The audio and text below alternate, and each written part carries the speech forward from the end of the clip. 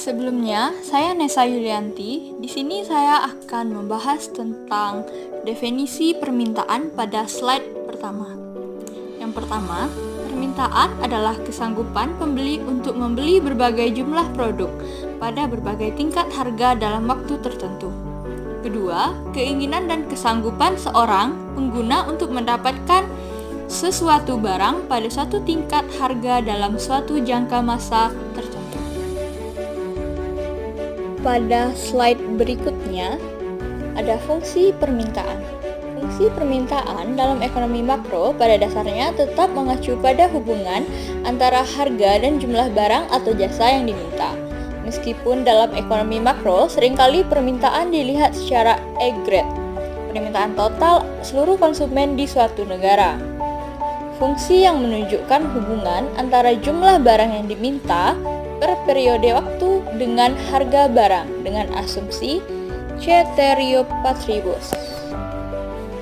Contohnya, pembeli di sebuah pasar yang berniat untuk membeli suatu barang yang sesuai dengan harga yang diinginkan. Hal ini berarti pembeli melakukan proses permintaan kepada seorang penjual. Nah, pada slide berikutnya ada hukum permintaan. Hukum permintaan adalah prinsip dasar dalam ekonomi yang menyatakan bahwa jumlah barang atau jasa yang diminta oleh konsumen berbanding kebalik dengan harga barang atau jasa tersebut. Dengan asumsi faktor lain dianggap tetap ceteris paribus.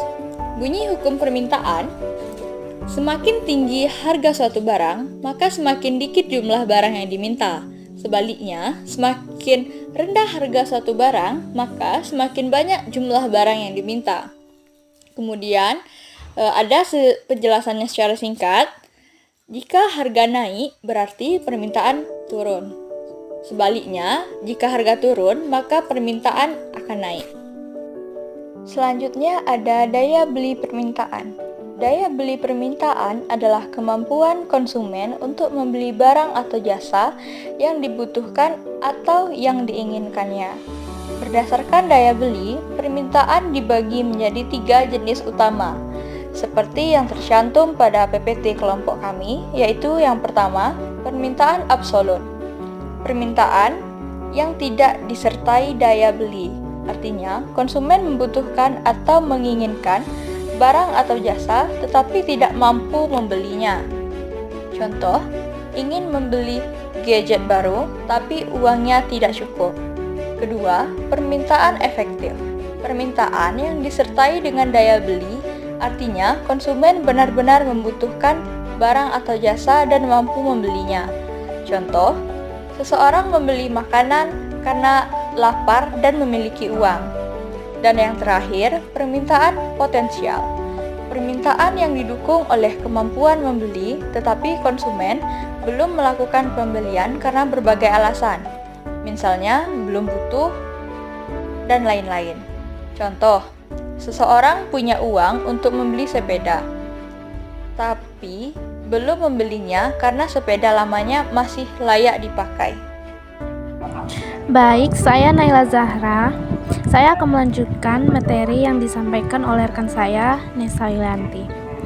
Di sini saya akan menjelaskan tentang faktor-faktor penentu permintaan, yaitu ada harga barang itu sendiri, pendapatan konsumen, selera konsumen, harga barang, dan harapan tentang masa depan atau ekspektasi. Contohnya harga barang. Jika harga ponsel naik, maka orang mungkin akan mengurangi pembelian ponsel atau beralih ke merek lain yang lebih murah.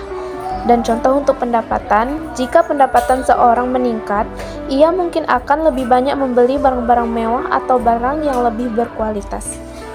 Dan untuk contoh selera, jika suatu merek pakaian menjadi sangat populer, maka permintaan untuk pakaian tersebut akan meningkat. Dan untuk ekspektasi atau harapan, jika orang percaya harga minyak akan naik dalam beberapa bulan mendatang, mereka mungkin akan mengisi tangki mobil mereka sekarang. Dan di slide yang selanjutnya, hubungan permintaan dengan faktor-faktor penentu, yaitu ada 3 faktor-faktor penentunya. Yang pertama, bentuk hubungan yang positif, artinya kenaikan atau perbaikan dari faktor tersebut menyebabkan kenaikan permintaan. Dan poin yang kedua, untuk faktor selain harga barang yang bersangkutan, bentuk hubungan yang positif akan menggeser kurva permintaan ke kanan. Dan poin yang terakhir, bentuk hubungan yang negatif berlaku sebaliknya. Dan kesimpulan dari materi kami ialah permintaan adalah kesanggupan dan keinginan konsumen untuk membeli barang atau jasa pada berbagai tingkat harga dalam suatu periode waktu tertentu. Permintaan dipengaruhi oleh harga barang sesuai hukum permintaan, serta faktor non-harga lainnya yang dapat menggeser kurva permintaan. Dan fungsi permintaan menunjukkan hubungan antara harga dan jumlah barang yang diminta. Faktor non-harga seperti pendapatan selera atau ekspektasi bisa menyebabkan hubungan positif dan menggeser kurva permintaan ke kanan atau kiri tergantung pengaruhnya.